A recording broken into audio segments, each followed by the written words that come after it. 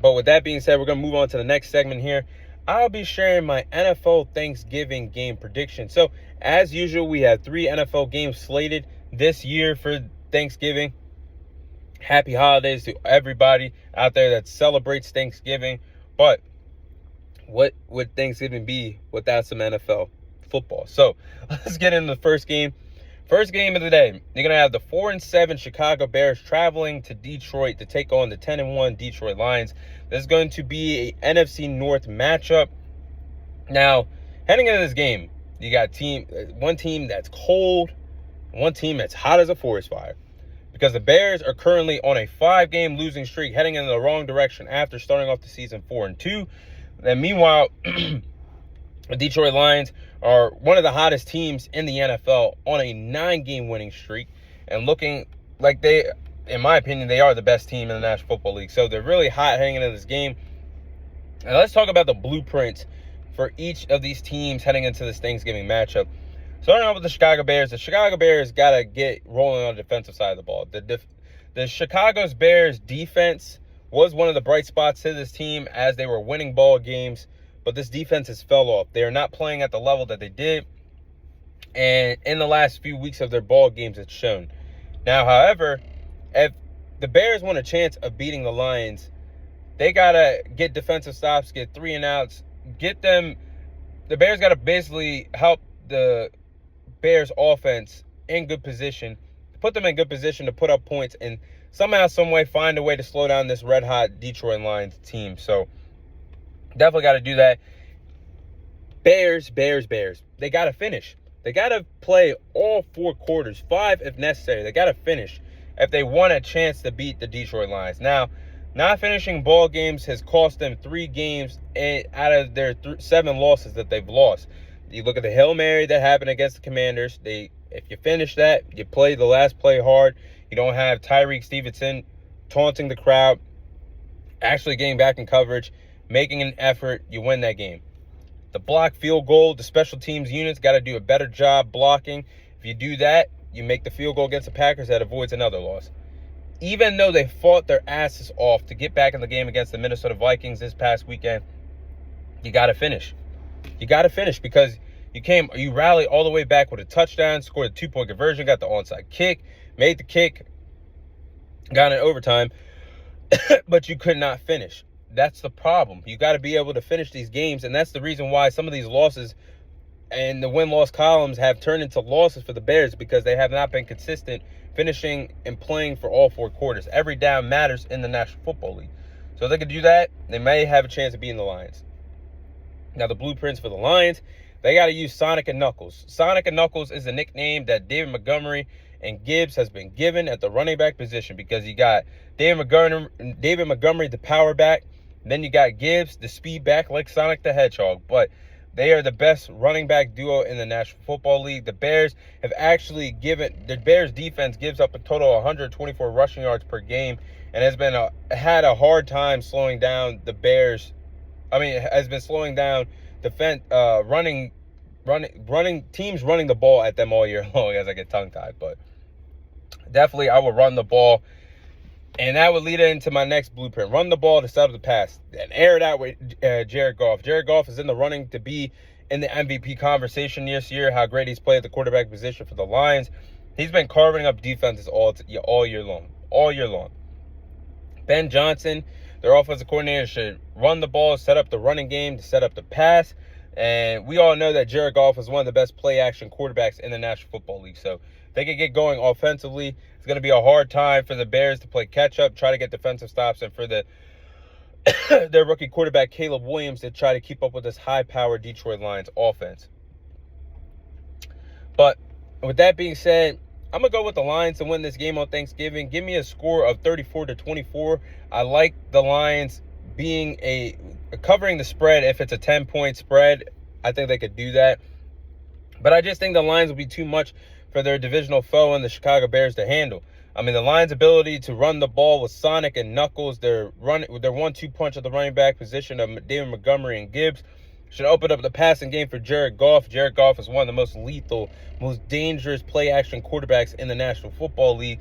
And I just think that Bears defense is not going to be able to get stops, and I don't think that Caleb Williams is going to be able to play catch-up with this high-powered Detroit Lions offense. I think the pass rush should get home to Caleb Williams as well. The Bears offensive line has been very suspect in the National Football League all year long.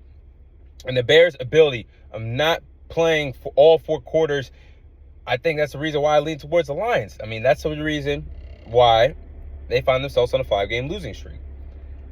And you can't do that playing the hottest team in the National Football League like the Detroit Lions. So give me the Lions to win this game by a score of 34-24 on Thanksgiving.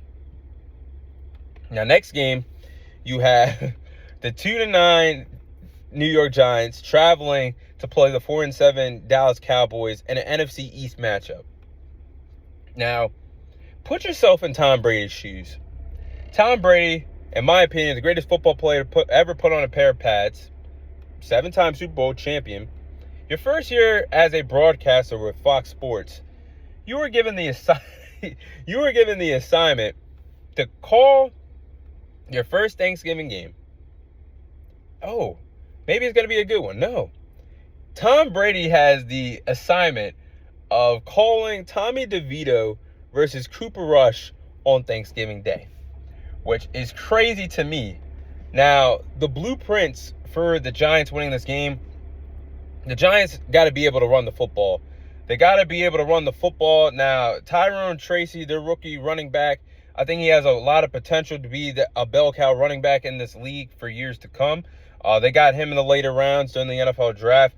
But I think they got to run the ball with him because the Dallas Cowboys, despite the fact that they looked so good last week, Mike Zimmer's defense hasn't been able to defend the run all year long. They've given up a total of 150 rushing yards per game, and Tyrone Tracy averages 5.1 yards per carry.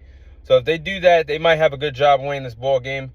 And last but not least for the Giants, it's not rocket science. Give your best player offensively the ball. Give Malik Neighbors the ball. You drafted him the 6th overall pick from LSU for a reason, to be a phenomenal playmaker in this offense.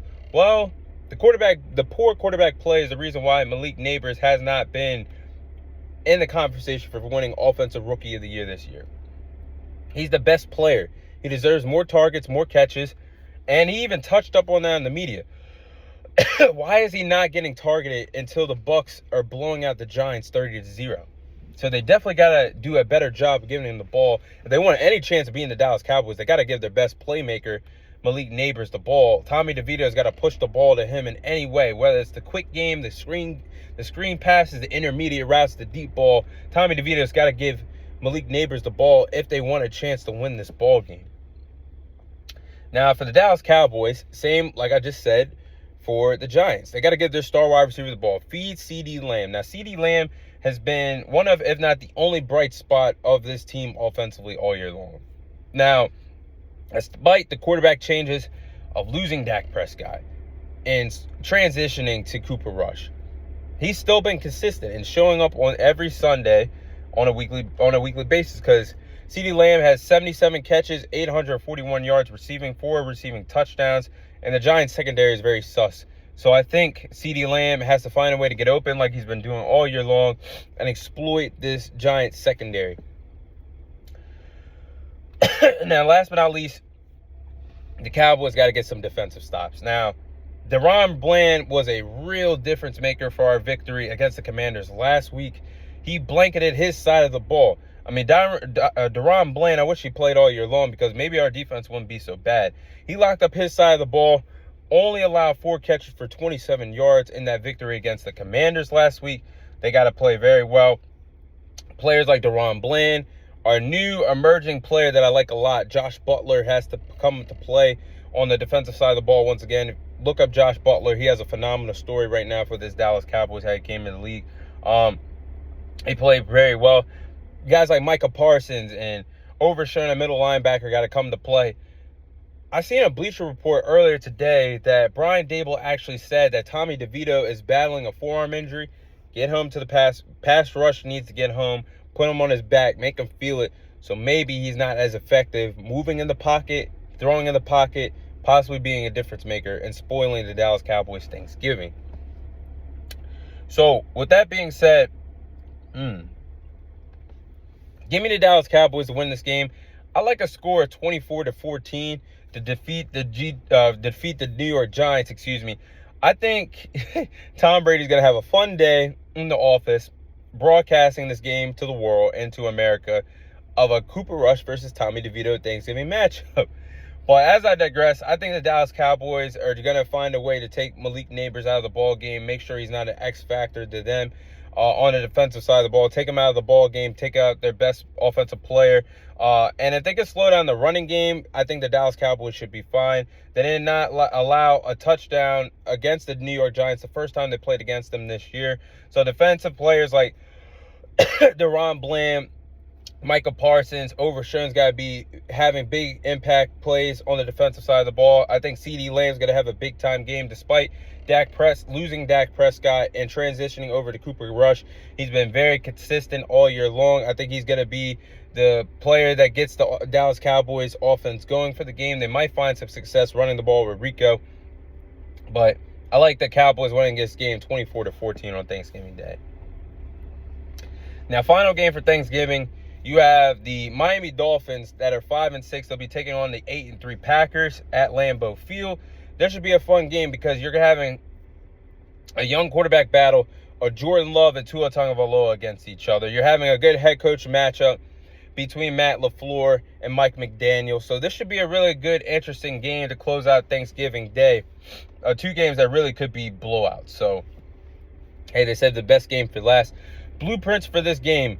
Starting off with the Dolphins to win this game, they got to get Tua Tagovailoa going. Now, Tua Tagovailoa is a completely different quarterback in the cold. He's not the same good quarterback and does not duplicate success and bring success to this Miami Dolphins when he's got to play in the cold. He's a completely different quarterback in the cold. In games under 45 degrees, he's 0-7, he only completes 55% of his passes, 8 passing touchdowns, 10 interceptions with 7 fumbles. So he's not the same player in the cold that he is in warmer weather. When it's 45 degrees and under, he folds under pressure. So Tua Tagovailoa's got to get going with the quick game, make sure the ball gets out of his hands quickly, give it to the fast, speedy playmakers that he has in Tyreek Hill and Jalen Waddle. That's going to be important for them if they want to win this game. And the defensive line has to win the battle in the trenches. Now, the defensive line has got to find a way to slow down Josh Jacobs, one of the best running backs that the NFL has to offer this year. Josh Jacobs, who is red hot in the passing game. If you do that could if you do shut down the running game, that will have to force Jordan Love to pass all game long. And the pass rush should get to Jordan Love. If he could contain him in the pocket, limit him to making big throws down the field, the Miami Dolphins have a good chance of winning this ball game. Now, for the Green Bay Packers, they got to find a way to make sure Josh Jacobs is consistent all game long. Now, Josh Jacobs, one of the best running backs in the NFL this year. Even though Jordan Love has been inconsistent in times, he's not played as well as he did as compared to last year when he went on that big second half run. Injuries have played a factor to Jordan Love, of course, this year. But Josh Jacobs has been a difference maker for this Green Bay Packers offense, so I think it's going to be important for them running the ball with him. He's third in the league in rushing with 944 rushing yards. Last but not least, the Packers got to find a way to create turnovers. Now, Tua Tagovailoa likes to turn over the ball when he's not playing in 45-degree weather, like I just mentioned. If they could get turnovers, create havoc on the defensive side of the ball, get a lot of stops, get a lot of 3-and-outs for the Packers to go on cruise control to win this game. Bear with me, my voice is going out. But Xavier McKinney, their star safety, one of the best safeties in the NFL, leads the league in interceptions this year with 7 interceptions, is actually in the running for winning Defensive Player of the Year. So they definitely got to do that if they want a chance to defeat the Dolphins on Thanksgiving. But with that being said, I'm going to go with the Packers to win this ball game Thanksgiving against the Dolphins. I like a score of 24-21. I think this will be the best game for Thanksgiving on Thursday. But I lean towards the Packers because you are at Lambeau Field. Tua Tagovailoa has the history of not being a consistent quarterback when the weather is under 45 degrees. He is not the same player. The stats don't lie. 8 passing touchdowns, 10 interceptions, 7 fumbles in his last few outings in games that are under 45 degrees. So I think Tua Tagovailoa is going to fold when it comes to playing in the cold. I think the Packers are going to lean on Josh Jacobs, one of the most effective running backs this year, get the running game going for Jordan Love to set up the passing game. And I also think that the Packers defense can zero in on Tua Tagovailoa, take advantage of him playing horribly in the cold to get some turnovers. I expect Xavier McKinney to be an X factor at the safety position. He's in the running for winning Defensive Player of the Year. Has 7 interceptions this year. So give me the Packers to defeat the Dolphins in what could be the best game on Thanksgiving. But those are my NFL Thanksgiving game day predictions this year.